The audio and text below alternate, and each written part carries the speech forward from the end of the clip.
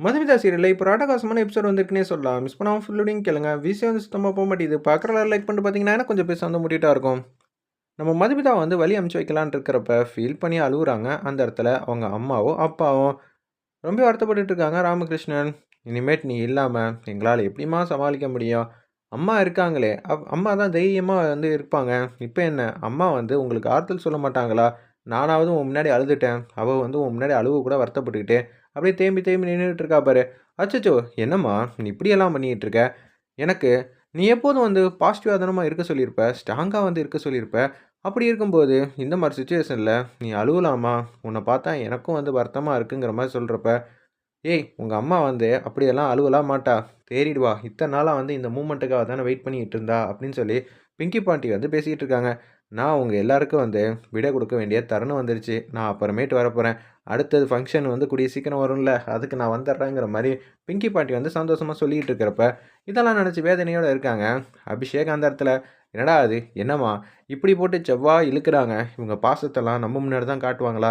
ஓரமா உட்காந்து ஃபீல் பண்ணி அழுதுட்டு நம்ம முன்னாடி கேஷுவலா டாட்டா காட்டிட்டு போவாங்களா?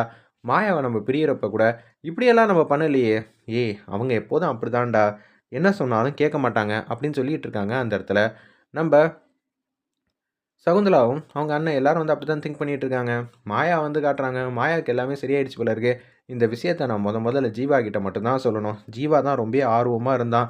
எனக்கு எல்லா பிரச்சனையும் போணும்னு. அதே மாரி எல்லாமே தீர்ந்துருச்சுல்ல. சந்தோஷமா இருக்கேங்கிற மாரி ஹேப்பியா இருக்காங்க. ஜீவா ஜீவாங்கிற மாரி கத்துறாங்க. நமக்கு ஏதாவது ஒரு தேவைன்னா, அவன் வாங்கிட்டு வரதுக்காக போயிருப்பான்னு சொல்லிட்டு, ஜீவாக்காக காத்துக்கிட்டு இருக்காங்க அந்த இடத்துல. அப்பன்னு பார்த்து நாங்கலாம் ரூம்லாம் வந்து ரெடி பண்ணிக்கிட்டு இருக்கோம்.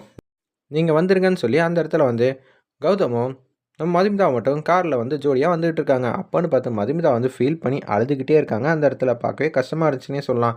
"ஏங்க அழுவுறீங்க? அழுவாதீங்க" அப்படின்னு சொல்லும்போது, இந்த மாரி சிச்சுவேஷன்ல அழுவ மாட்டாங்களா? ஏன் அழுவோன்னு உங்களுக்கு தெரியாதா? நான் எங்க அம்மாவ பிரிஞ்சதே இல்ல. அதித்தி கிட்ட எல்லாத்தையும் சொல்லிக் குடுத்துக்கிட்டு இருந்தேன்.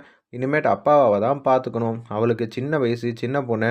அவளுக்கெல்லாம் அவ்வளோலாம் அனுபவம்லாம் இல்ல. குடும்பத்த பத்திரமா பார்த்துக்கணும்னா, என்ன செய்ய போறான்னு தெரியல. எனக்கும் பயமா இருக்குல்ல அப்படின்னு சொல்லி பாட்டமா இருக்காங்க. ஏங்க நாங்களும் தான் வந்து தங்கச்சிய வந்து கல்யாணம் பண்ணி குடுத்தோம். இங்க தானங்க கல்யாணம் பண்ணி குடுத்துருக்கோம். ஒரு எட்டு பார்க்கணும்னா டக்குன்னு பார்த்துட்டு வந்துரலாம்ல. ஏங்க இப்படியெல்லாம் வந்து சின்ன விஷயத்த பெரிய விஷயமா நினைக்கிறீங்க? ஆமாங்க, பொண்ணுங்களோட ஃபீலிங்ஸ்லாம் உங்களுக்கெல்லாம் தெரிய வாய்ப்பே இல்ல. தெரிஞ்சாலும் நீங்கலாம் வந்து கண்டுக்க மாட்டீங்க. எங்களோட ஃபீலிங்ஸ் இன்னொரு பொண்ணுக்கு மட்டும் தான் தெரியுங்கிற மாரி அந்த இடத்துல சொல்லிட்டு இருக்காங்க. உடனே என்னங்க நான் அப்படிப்பட்ட பையன்லாம் கிடையாது. எனக்கு நல்லாவே எல்லா ஃபீலிங்ஸும் வந்து தெரியும். உங்களுக்கு இப்ப மனசு கஷ்டமா தான் இருக்கும். அது எல்லாம் என்னால புரிஞ்சுக்க முடியுது. ஆனா, அதுக்குன்னு ரியாலிட்டி என்னமோ அப்படிதானங்க இருக்க முடியுங்கிற மாரி அந்த இடத்துல சொல்லிட்டு இருக்காங்க. இதுவே நான் மாயாவுக்கு வந்து எங்க அம்மா வாங்கி குடுத்த வீட வந்து குடுத்து, நீங்க எல்லாரும் அங்க இருந்துக்கங்கன்னு சொல்லியிருக்கலாம். ஆனா, நான் அப்படியெல்லாம் சொல்லலையே. உண்மை சில விஷயத்துல கசக்க தான் செய்யும். இருப்பினும் வந்து அத ஏத்துக்கிட்டு தான் ஆவணுங்கிற மாரி அந்த இடத்துல வந்து சொல்றாங்க. நம்ப கௌதம், நீங்க வந்து நான் அழுவுறத நெனச்சு தப்பா அழுவுறீங்களா? என்ன புரிஞ்சுக்கவே மாட்டேங்கிறீங்கல்ல அப்படின்னு சொல்லி அந்த இடத்துல வந்து சொல்றப்ப, ஏங்க நீங்க அழுவாதீங்க. நீங்க அழுதீங்கன்னா, அப்புறம் நானும் அழுவேங்க. எனக்கு அது மாரி ஒரு குணம் இருக்குங்க. யாராவது சந்தோஷப்பட்டு சிரிச்சாங்கன்னா, நான் சிரிப்பேன். ஆப்போசிட்ல இருக்கிறவங்க யாராவது அழுதாங்கன்னா, நானும் அழுவேன் அப்படின்னு சொல்லும்போது, டிரைவர் அண்ணன் கொஞ்சம் நேரம் கார நிப்பாட்டிட்டு வெளிய வந்து வெயிட் பண்ணுங்கன்னோனே, அப்படியே வந்து வெளியில வந்து வெயிட் பண்றாங்க. இந்தாங்க டிஷ்யூ வந்து எடுத்துக்கங்கன்னு சொல்லி, அந்த இடத்துல டிஷ்யூ வந்து குடுக்குறாங்க. இப்ப நான் அழுதா ரொம்பவே காமெடியா இருக்குங்க.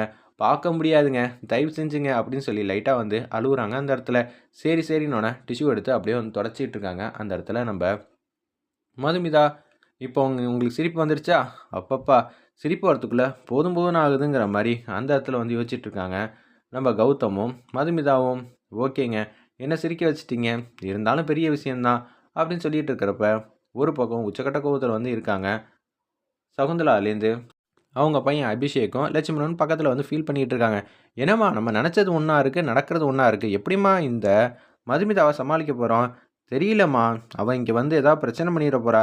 எப்போதும் இங்க நான் வச்சது தான் சட்டம். அத யாராலயும் மாத்த முடியாது. ஏன் அகிலாண்டேஸ்வரி வந்தா கூட மாத்த முடியாதுங்கிற" மாரி அந்த இடத்துல சொல்லிட்டு இருக்காங்க. நல்ல வேளைண்ணா கடைசி நேரத்துல சினேகா வந்து ஏதாவது பிரச்சனை பண்ணிருவாளோன்னு நெனச்சேன் அப்படின்னு சொல்லும்போது, "சினேகா வரலன்னு யார் சொன்னா? மண்டபத்துக்கு வந்தா. கல்யாணத்த நிப்பாட்டணும்னு 2, 3 வாட்டி ட்ரை பண்ணா. நீ என்னடா பண்ண? அவள ஒரு ரூம்குள்ள வச்சு பூட்டுன. அதுக்கப்புறம் அவ ஃபோன் எடுத்து ஃபோன் பண்ண பார்த்தா, அந்த ஃபோனையும் தூக்கி போட்டு உடைச்சாச்சு. இப்ப ஒரு இடத்துல வந்து கட்டி போட்டு வச்சிருக்கேங்கிற மாரி சகுந்தலா கிட்ட சொல்றாங்க. நல்ல வேலைண்ணே, கரெக்டான ஒரு முடிவு எடுத்த. இல்லாட்டி எவ்வளோ பெரிய பிரச்சனை ஆயிருக்கும். நான் இருக்கேன்லம்மா, என்ன மீறி எதுவும் பண்ணிட முடியுமா என்ன? நான் எப்படிப்பட்டவன்னு? எல்லாருக்கும் மறக்கலாம். உனக்கு மறக்குமா அப்படின்னு சொல்லும்போது, சரிண்ணே, சரிண்ணே. நீ இன்னமும் அதே மாரி மாஸா இருக்கறனால தான் நம்ம பொழப்பு கொஞ்சமாவது ஓடிக்கிட்டு இருக்குன்னு சகுந்தலாவும் அந்த இடத்துல வந்து யோசிச்சுட்டு இருக்காங்க. அப்பன்னு பார்த்து அபிஷேக்குக்கு வந்து அதித்தி மேல காதல் வந்துடுச்சு போல இருக்கு. அதித்திய பார்த்தாலே எனக்கு சிரிப்பா வருதே. அவ பார்த்தாலே வந்து எனக்கு என்னமோ மாரி இருக்கே. அது மட்டும் இல்லாம அவ எனக்கு மனைவியா இருந்தா என் வாழ்க்கை நல்லா இருக்கும்னு தோணுது.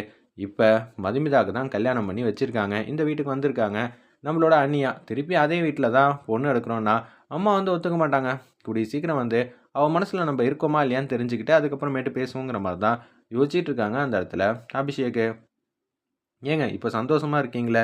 அப்படின்னு சொல்லி நம்ம கௌதம் வந்து மதுமிதாட்ட வந்து கேட்கும்போது, இருக்கேன். எங்க பாட்டிய பார்த்தீங்களா? எங்க பாட்டி எவ்வளோ தைரியமான ஆள் தெரியுமா? அவங்க ரொம்ப தைரியசாலிங்க. அவ்வளோப்பட்ட பெரிய குடும்பத்தையே வந்து கட்டுக்கோப்பா வச்சிருக்காங்க.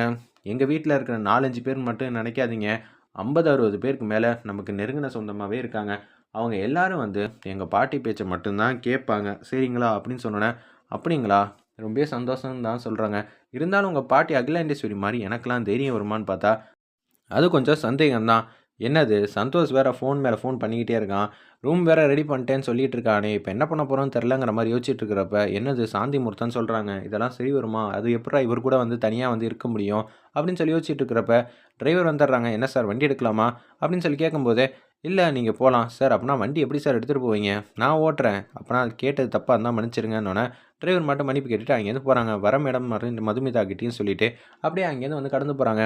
ஒரு பக்கம் மதுமிதாவ நெனச்சு வேதனையோட இருக்காங்க. எப்புட்றா நம்ம 2 பேரும் வந்து ஒரே ரூம்ல வந்து தங்க போறோம். தனித்தனி ரூமா இருந்தாலும் பிரச்சனை இல்ல. இப்ப என் ரூம்க்குள்ள ஒரு பொண்ணு வந்து இருக்கா. அவள நான் எப்படி வந்து சமாளிக்க போறேன்? எனக்கு சுத்தமா தெரியலங்கிற மாரி யோசிச்சுட்டு இருக்கிறப்ப, அப்படி வந்து "ஏதாவது பிரச்சனையா?" அப்படின்னு சொல்லி கேட்குறாங்க. "அப்படியெல்லாம் ஒண்ணும் இல்லங்க. வாங்க போலாம்." அப்படின்னு சொல்லும்போது, "எங்கங்க போறீங்க?" "சந்தோஷ் வந்து ரூம் வந்து ரெடி பண்ணியிருக்கேன்ட்டு இருக்கான். அங்க தான் போறோம். அதுக்கு முன்னாடி சின்னதா ஒரு பிசினஸ் மீட்டிங் இருக்குன்னு" பொய் சொல்லிட்டு, அப்படியே வந்து "நான் கார் எடுக்கிறேன்." அப்படின்னு சொல்லி கார்ல வந்து 2 பேரும் வந்து ஜோடியா வந்து நைட் ஃபுல்லா வந்து டிராவல் பண்ணலாம் தான் யோசிச்சுட்டு இருக்காங்க. நான் ஒண்ணு சொல்றேன் தப்பா நெனச்சுக்காதீங்க. உங்க மனசுலயும் சரி, என் மனசுலயும் சரி, ரெகுலரா இருக்கிற வாழ்க்கைகள் மேல தான் நமக்கு வந்து ஒரு பிடிப்புமானமே இருக்காது. நம்ம ஒருத்தர் ஒருத்தர் புரிஞ்சுக்கிட்டு, மெல்லமா தான் நம்ம வாழ்க்கைய வந்து ஆரம்பிப்போம். அது உங்களுக்கும் தெரியும், எனக்கும் தெரியும். ஆனா சுத்தி இருக்கிறவங்களுக்கெல்லாம் தெரியவே தெரியாது. குறிப்பா வந்து அபர்ணாக்கும், சந்தோஷுக்கும் அவங்க ரொம்பவே வந்து ரொமான்டிக்கான கப்புலு. அது மட்டும் இல்லாம, அவங்க எப்போ பார்த்தாலும் வந்து சண்டையும் போடுவாங்க. அதுக்கேத்த மாரி வந்து ரொம்பவே சந்தோஷமா, நிம்மதியாவும் இருப்பாங்கங்கிற மாரி சிரிச்ச முகமா வந்து பேசிட்டு இருக்காங்க. சரிங்க. இது நமக்கு தெரியும். அவங்களுக்கு தெரியாதுல்ல. அப்படின்னு சொல்லி பேசிக்கிட்டு இருக்கிறப்ப, ஒரு பக்கம் ஒட்டுமொத்த குடும்பம் வந்து இனிமேட்டு மதுமிதா இல்லாத வீட்ல முதல்ல போறோங்க. எனக்கே கொஞ்சம் கஷ்டமா தான் இருக்குங்கிற மாரி அவங்க எல்லாரும் வந்து பேசுறாங்க. மதுமிதா இருக்கிற வேண்டிய இடத்துல நான் இருந்து பத்திரமா பார்த்துக்க முடியுமான்னு தெரிலம்மா. ஆனா அக்கா வந்து என்கிட்ட பொறுப்பு வந்து குடுத்துருக்கா. நான் நல்ல விதமா பார்த்துக்கிறேங்கிற மாரி சொல்றாங்க அதித்தி பாசிட்டிவா ஒட்டுமொத்த குடும்பத்துக்கிட்டயும்.